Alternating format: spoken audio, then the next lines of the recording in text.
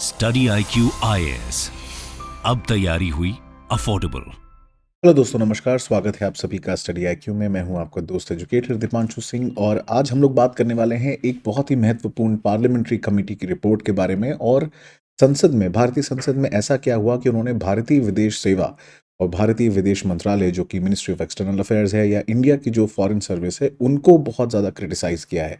हम लोग generally news में देखते रहते हैं कि भारत इतने सारे इंपॉर्टेंट कदम उठा रहा है, फॉरेन एड दे रहा है, G20 प्रेसिडेंसी को होस्ट कर रहा है और इतने सारे बायलैटरल और मल्टीलैटरल एंगेजमेंट्स हो रहे हैं। लेकिन उसके बावजूद भी ऐसा क्या हुआ कि भारतीय संसद और स्पेशली जो parliamentary committee on external affairs है, उसने इंडिया की फॉरेन सर्विस को क्रिटिसाइज़ किया है। तो दोस्तों, उसके बारे में बात करेंगे हम लोग आज के इस वीडियो में। तो पार्लियामेंट ने कुछ जो क्रिटिसिज्म किए हैं उसकी समरी मैं आपको बता देता हूं पहले, कि मेजरली उन्होंने जो बोला है कि भारत के जो डिप्लोमेट हैं या डिप्लोमेटिक सर्विस है, वो काफ़ी ज़्यादा अंडर फंडेड है, सीवियरली अंडर फंडेड है।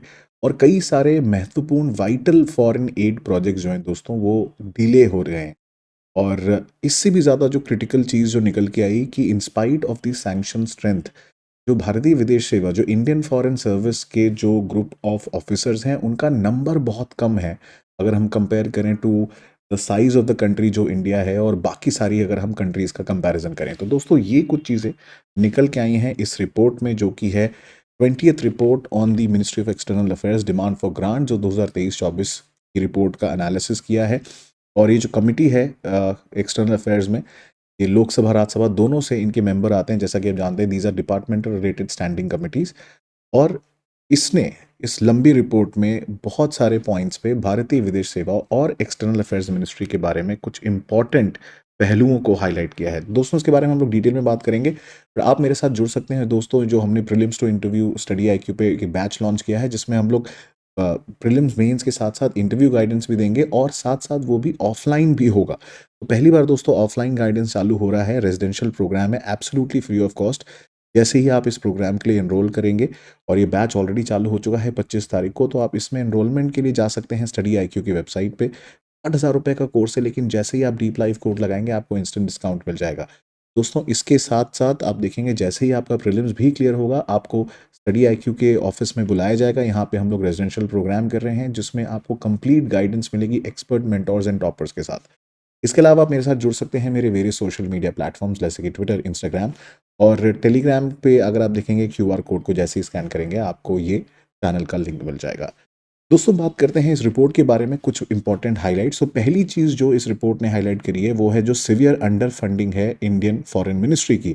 2023-24 का अगर हम बजट देखें दोस्तों, तो फॉरेन मिनिस्ट्री का जो शेयर ऑफ बजट था, वो सिर्फ 0.4% था। आप में से शायद बहुत लोगों को ये हैरानी होगी कि इतनी बड़ी मिनिस्ट्री, इतनी महत्वपूर्ण मंत्रालय का बजट इतना कम कैसे हो सकता है।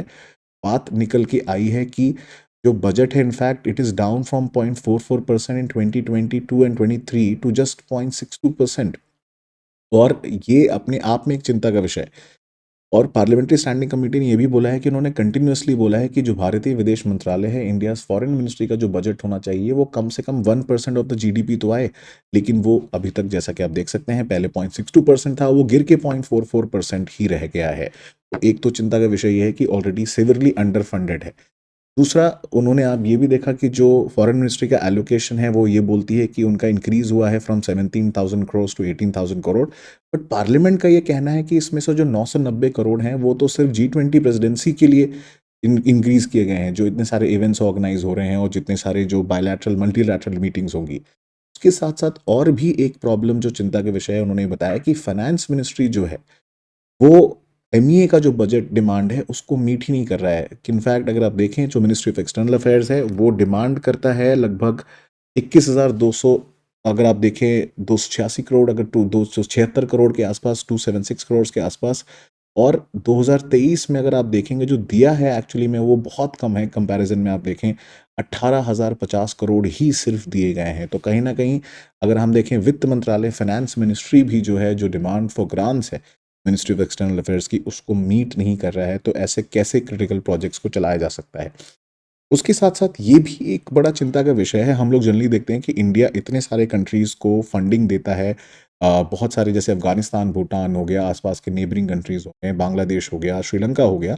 लेकिन उसमें भी कहीं ना कहीं जो पार्लियामेंट्री रिपोर्ट है, उसने ये हाईलाइट किया है कि हमारा जो सॉफ्ट पावर है, वो भी कहीं हद तक बहुत ज़्यादा अंडर फंडेड है। पार्लियामेंट ने बोला that taking into factors into consideration like India's international obligations, expansion of its global footprint, assumption of G20 presidency, and expectation that projects of the ministry would pick up speed, the committee are of the view that allocation is inadequate. और जैसे कि आप जानते हैं कि हमारे यहाँ कुछ क्रिटिकल संस्थाएं हैं जो विदेश नीतियों पे काम करती हैं, जैसे कि Indian council for cultural relations, उनके भी बजट बहुत कम है, much smaller than America and China, जो वो स्पेंड करते हैं अपने थिंक टैंक्स पे।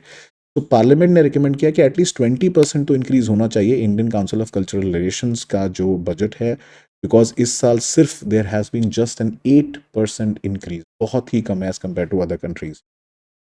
अब आते हैं मेन जो सवाल, जो चिंता का विषय है भारतीय विदेश मंत्रालय के लिए, जो कि स्पेशली अगर आप देखेंगे कमेटी ने हाईलाइट किया है कि इंडिया की जो डिप्लोमेटिक सर्विस है वो बहुत ज़्यादा शॉर्ट स्टाफ है in comparison to other countries.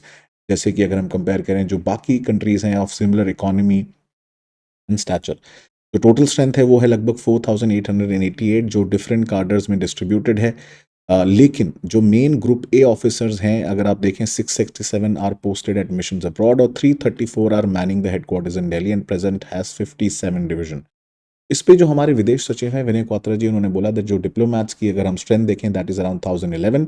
But अगर आप देखेंगे दोस्तों तो कमिटी ने भी हाईलाइट किया है कि it is much smaller as compared to countries like China and Japan, जो कि बड़े अग्रेसिवली अगर आप देखेंगे अपने डिप्लोमैट्स को इनकरेज करते हैं उनकी पॉलिसीज़ को दूसरे कंट्रीज़ में हाईलाइट करना, या उसको जो अगर आप देखेंगे ब्रिंगिंग इनटू नोटिस की बात करें तो फॉरेन सेक्रेटरी कह रहे हैं, उन्होंने ये भी कहा कि वो कोशिश कर रहे हैं कि नंबर ऑफ डिप्लोमैट्स को हम लोग और बढ़ा सकते हैं बाई यूपीएससी का जो इनटेक है, जैसे अभी करंटली अगर आप देखेंगे तो 50 पर ईयर के आसपास लगभग है, तो और उसको बढ़ाने की कोशिश की जा रही है। बट फिर भी पार्लियामेंट्री कमेटी का कहीं ना कहीं मानना है कि शायद ये इनफ ना हो। और वाइटल एड प्रोजेक्ट को लेके भी उन्होंने बोला है कि इंडिया का जो फंडिंग है for development partnership is falling. 32.4% of foreign ministry budget this year has to go to development, that's a decline from 42.06 in 21-22। और ये तब हो रहा है, सोचो जब चाइना, दोस्तों आप सोच सकते हैं कि उसके इतने सारे प्रोजेक्ट्स आपने बढ़ा दिए हैं, डेवलपमेंटल प्रोजेक्ट्स बढ़ाए हुए हैं, अलग अलग कंट्रीज में चला रहा है, और हमारा जो डेवलपमेंटल प्रोजेक्ट है पार्लियामेंट का दोस्तों कहना है कि वो कैटलिस्ट है for creation of infrastructure such as railway, Kaladan multi modal project delay हो गया, बहुत सारे ट्राइलैटरल हाईवे है वो डिलेड है।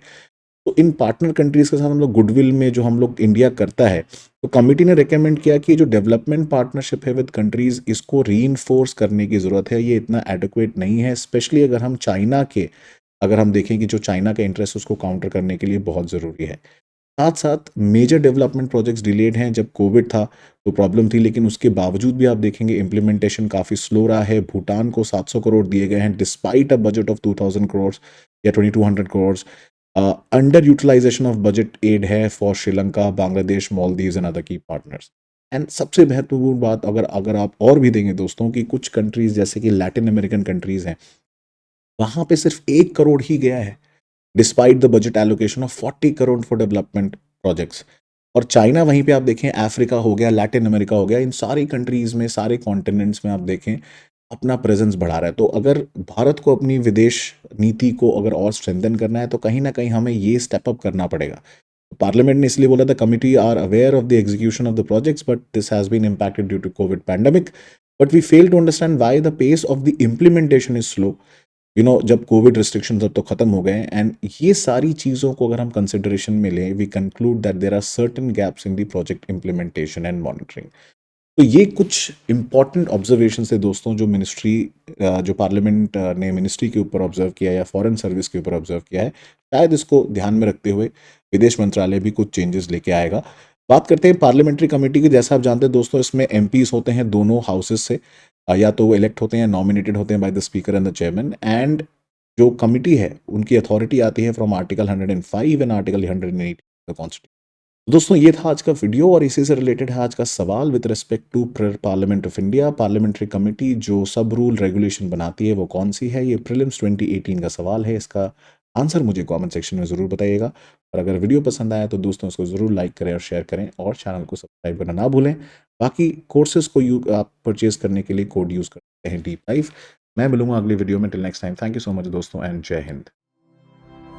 स्टडी IQ IAS, अब तैयारी हुई अफोर्डेबल।